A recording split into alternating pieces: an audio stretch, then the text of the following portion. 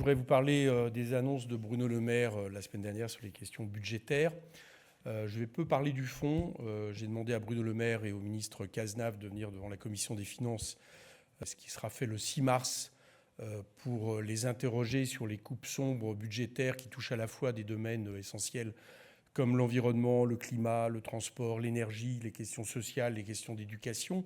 Avec évidemment des coupes dont il faut comprendre l'importance, qu'elles sont quasiment supérieures aux baisses de dépenses publiques qui avaient été enregistrées dans la loi de finances 2024, qui, comme chacun le sait, n'avait pas été votée à l'Assemblée. Là, je voudrais surtout parler de la forme et de ce que d'ailleurs j'ai pointé ce matin en conférence des présidents dans un silence total.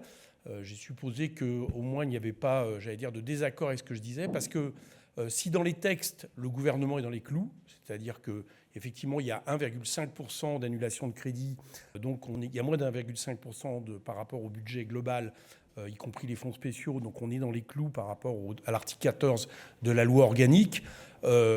Jamais aucune annulation de dépenses de ce type n'a été faite sans projet de loi de finances rectificative. Et qui plus est, même pas 2 mois après un débat dont on sait qu'il n'y a même pas eu lieu dans l'hémicycle, qu'il n'y a pas eu de vote, et dont on sait que nous avons été beaucoup à dire au gouvernement à ce moment-là que le budget était insincère, parce que les 1,4% de croissance sur lequel il était établi étaient contredits par absolument toutes les institutions internationales et tous les économistes. Donc on se retrouve 2 mois après avec un budget quasiment refait en réalité, c'est un budget refait, sans projet de loi de finances rectificative que nous continuons à réclamer.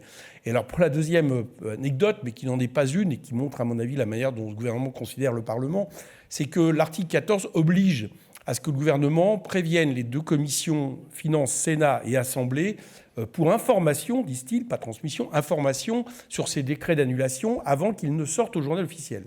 Bien, et bien effectivement, dans les faits, j'ai été prévenu à 0h28 par le port ici de quelqu'un qui est arrivé avec le décret en question. Au Sénat, je crois que c'est 0h35, et il est sorti dans le journal officiel. Dans la suite, on ne sait pas exactement l'heure parce qu'on n'a pas les heures déterminées, mais entre 2 et 5 heures du matin. Donc j'ai été effectivement averti. Bon, tout ça, je crois, ne correspond pas du tout à ce qu'a voulu le législateur en demandant que les commissions des finances soient informées avant.